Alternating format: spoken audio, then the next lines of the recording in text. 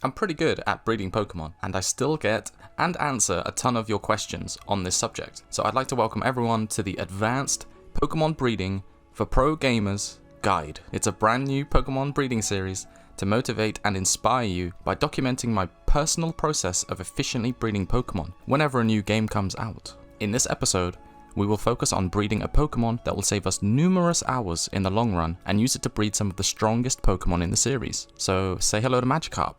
He's a little bit nervous, but who can say no to that smile?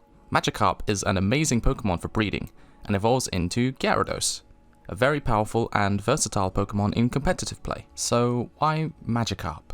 Well, it all has to do with a game mechanic known as egg cycles. Every time we take 255 steps, in-game of course, we have completed an egg cycle. If we have a Pokemon with the Flame Body or Magma Armor ability in our party, we will instead have completed 2 egg cycles. This is why people recommend that you do this, because you're effectively hatching eggs twice as fast. Magikarp has a base value of 5 egg cycles. This means that you would need to complete 5 egg cycles to hatch a Magikarp egg. The general rule of thumb when you are dealing with a base value of egg cycles which is odd, such as in this case where Magikarp's 5 is an odd number, you divide by 2, which is 2.5. However, you can't do 0.5 egg cycles, which means we need to actually round up from 2.5 to 3. So instead of doing 5 egg cycles, we are now doing 3 egg cycles, which still equates to around 765 steps. This means that we can hatch Magikarp eggs at a ridiculous rate compared to every other species of Pokemon.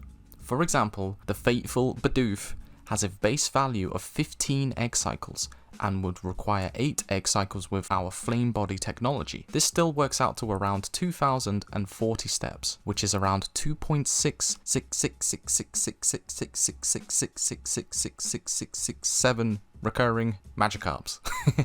Another convenient example would be Snorlax, Dragonite, Tyranitar, Salamence, and Garchomp, which are all really cool Pokemon which we will talk about more in a second. However, all of these Pokemon have a base value of 40 egg cycles, which again, with our Flame Body technology, means that we would be doing 20 egg cycles to hatch a single one of these Pokemon's eggs, which is around 5,100 steps, or around 6.667 recurring Magikarps. Okay, so I'm going to assume that you know about IV breeding for this next step.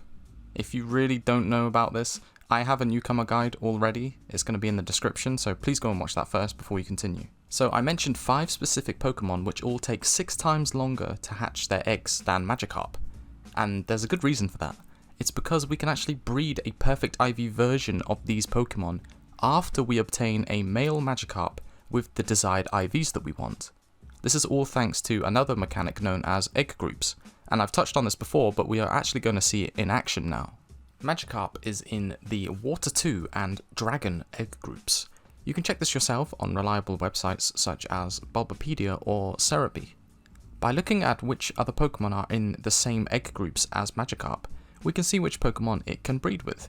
The Water 2 egg group is not particularly amazing, but I may want to breed a Sharpedo at some point because it's a cool shark thing. However, the Dragon egg group is home to a lot of fan favourites and generally powerful Pokemon. You can breed Magikarp with the aforementioned Salamence, Dragonite, and Garchomp straight away with no extra steps. And some other choices include Charizard, Kingdra, and Milotic. Okay, let's get to the good stuff. Let's breed a Garchomp with the 5 IVs that we want. Remember to use a male Magikarp with a female Gible, Gabite, or a Garchomp. Garchomp is part of the Dragon and Monster egg groups, and our 5 IV male Garchomp can be used to breed with other Pokemon in the Dragon or Monster egg groups. Some notable Pokemon in the Monster egg group are the Snorlax and Tyranitar that we mentioned earlier, along with Venusaur, Charizard, Blastoise, Nidoking and Queen, and many others.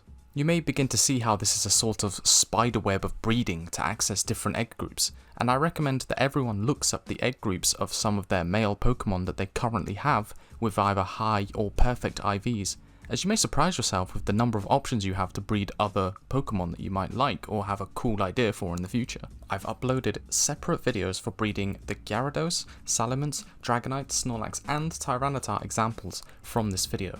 These videos go into much more depth when it comes to the important choices that you need to consider before you even start hatching eggs. And that's it for part 1 of the series. If you have any suggestions for which Pokemon you think should get their own video, then leave them in a comment. I have all of the links used for research in the description, along with all of my community stuff. Thanks for watching, and hopefully I see you in part 2.